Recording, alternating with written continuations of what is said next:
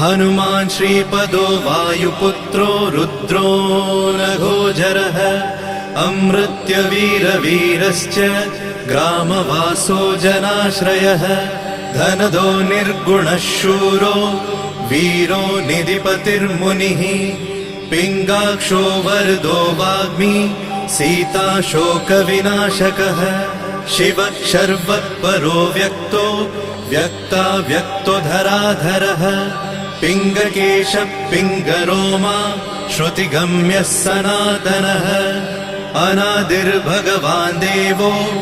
विश्वहेतुर्जनाश्रयः आरोग्यकर्ता विश्वेशो विश्वनाथो हरीश्वरः भर्गो रामो रामभक्तः कल्याणप्रकृतिस्थिरः विश्वम्भरो विश्वमूर्तिर्